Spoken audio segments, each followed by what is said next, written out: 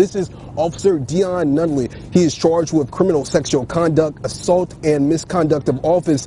Investigators say on October 30th, he and another officer responded to a domestic violence call. They say Nunley took the female victim upstairs and sexually assaulted her. Investigators say DNA evidence linked him to the crime, violation of public trust. Now, this book is pretty thick, and it seems like you have a lot of words in it. Why is it so important to have this in the family?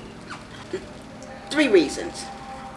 The first reason is the average woman does not know how other women are being murdered.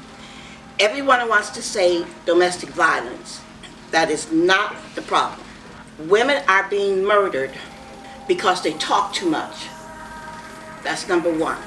If women would learn how to be quiet on the first, second, or third date, many of them wouldn't be murdered. Number 2, women are inviting murderers into their families because they don't spend enough time researching these men.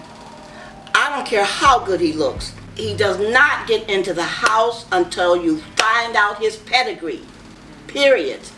Third, we have too many women inviting men into the home where they become involved with juveniles. That's also a no-no.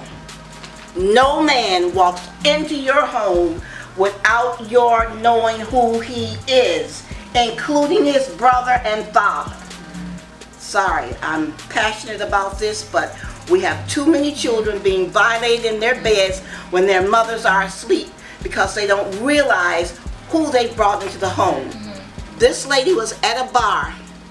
The man listened to her discuss her children, and he stroked her, "Oh, you're beautiful, and I'd love to date you," and yada, yada, yada.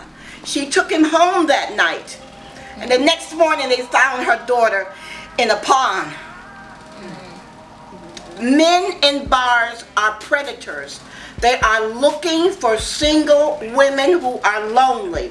They are looking for single women who need to be uplifted. Uplift yourself. You don't need a man to tell you how good you look.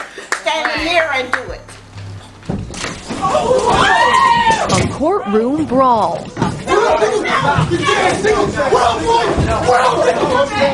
Between the father of 3-year-old Jamila Smith and the man sentenced in her death.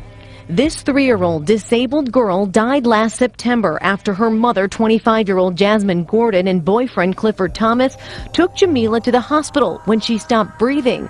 They said the girl hit her head, but authorities found that Jamila had bruises on her head and chest consistent with abuse. The verdict will stand. Thank you, Judge. That's count. As found by the jury. That brings us to today, sentencing day. A jury found Jamila's mother guilty of first-degree child abuse and involuntary manslaughter. A different jury found Thomas guilty of involuntary manslaughter.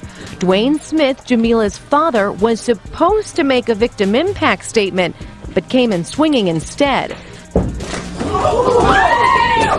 Jamila's paternal grandmother spoke for her son.